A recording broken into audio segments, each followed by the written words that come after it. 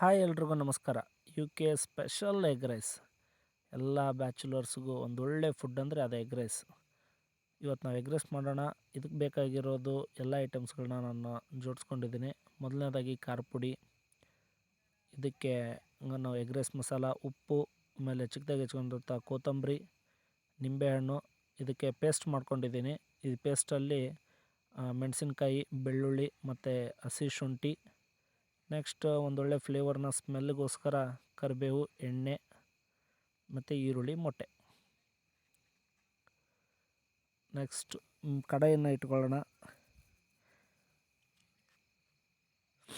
ನಮ್ಮ ಸ್ಪೆಷಲ್ಲಾಗಿರೋಂಥ egg ರೈಸನ್ನ taste ಚೆನ್ನಾಗಿ ನಮ್ಮ ಯು ಕೆ ಮಂದಿ ಫುಲ್ ಜಾಸ್ತಿ ಯೂಸ್ ಮಾಡೋದು ಅಂದರೆ ಅದು ಎಗ್ ರೈಸ್ನೇ. ಮೊದಲೇ ಎಣ್ಣೆ ಹಾಕ್ಕೊಳ್ಳೋಣ. ಎಣ್ಣೆ ಕಾದ ನಂತರ ಎಣ್ಣೆಗೆ ಈರುಳ್ಳಿ ಒಂದೊಳ್ಳೆ ಫ್ಲೇವರ್ ಬರೋವರೆಗೂ, ಹಸಿ ವಾಸನೆ ಹೋಗೋವರೆಗೂ ಈ ಈರುಳ್ಳಿನ ಫ್ರೈ ಮಾಡಿಕೊಂಡು ಈರುಳ್ಳಿನ ಚೆನ್ನಾಗಿ ಬೇಯಿಸ್ಕೊಳ್ಳೋದು.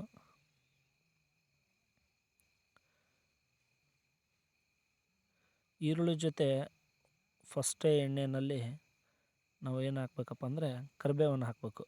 ಕರಿಬೇವು ಇದು ಈ ಎಗ್ ರೈಸ್ನಲ್ಲಿ ಮೇನ್ ಅಂದರೆ ನಮಗೆ ಕರಿಬೇವೆ. ಅದೊಂದು ಸ್ಮೆಲ್ ಬರುತ್ತೆ.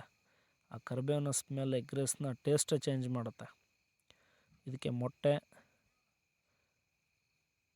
ನಮಗೆ ಎಷ್ಟು ಬೇಕೋ ಅಷ್ಟು ಮೊಟ್ಟೆ ಹಾಕೊಳ್ಳೋಣ. ಇಲ್ಲಿ ನಾನು 4 ಮೊಟ್ಟೆ ಯೂಸ್ ಮಾಡ್ತಾಯಿದ್ದೀನಿ. ನಾನು 4 ಪ್ಲೇಟ್ ರೈಸನ್ನು ಹಾಗೆ 4 ಮೊಟ್ಟೆ ಹಾಕ್ಕೊಂಡು ಒಂದು ಮೀಡಿಯಮ್ ಫ್ಲೇಮಲ್ಲಿ ಇದನ್ನು ಫ್ರೈ ಮಾಡಬೇಕು. ನಾನು 4 ಮೊಟ್ಟೆ ಹಾಕ್ಕೊಂಡಿದ್ದೀನಿ. 4 ಮೊಟ್ಟೆ ಹಾಕ್ಕೊಂಡು ಚೆನ್ನಾಗಿ ಇದನ್ನು ಕಲಿಸ್ಬೇಕು.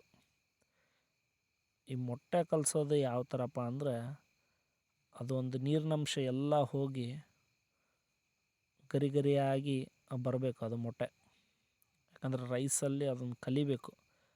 ಅನ್ನದ ಅಗಳು ಹೇಗಿರುತ್ತೋ ಆ ಥರ ಇದು ಎಗ್ ಆಗುತ್ತೆ ಮೊಟ್ಟೆ ಎಲ್ಲ ಫ್ರೈ ಆದಮೇಲೆ. ಇದಕ್ಕೆ ಮುಂಚೆ ಫಸ್ಟಿಗೆ ನಾವು ಅಲ್ಲ ಬೆಳ್ಳುಳ್ಳಿ ಪೇಸ್ಟ್ ಹಾಕ್ಕೊಳ್ಳೋಣ.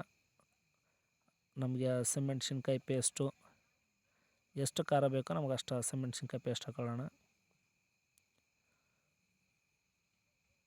ಈ ಹಸಿ ವಾಸನೆ ಯಾವುದಿರುತ್ತೋ ಅದು ಎಣ್ಣೆಯಲ್ಲಿ ಫ್ರೈ ಆಗಿಬಿಟ್ರೆ ಅದು ಹಸಿ ವಾಸನೆ ಹೋಗಲಿ ಅನ್ನೋ ಉದ್ದೇಶಕ್ಕೆ ಇದನ್ನ ಎಗ್ ಹಾಕ್ಕೊಂಡ ಮೇಲೆ ಇದು ಹಸಿ ವಾಸನೆ ಯಾವುದಿರುತ್ತೆ, ಹಸಿ ಫ್ಲೇವರ್ ಯಾವುದಿರುತ್ತೋ ಅದನ್ನು ಹಾಕ್ಕೊಳ್ಳೋದು.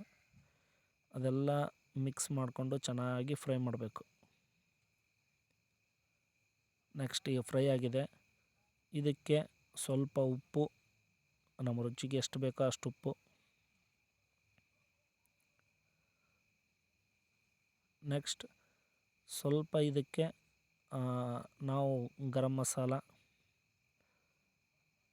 ಈ ಮಸಾಲ ಮನೆಯಲ್ಲೇ ಮಾಡ್ಕೊಂಡಿರೋದು.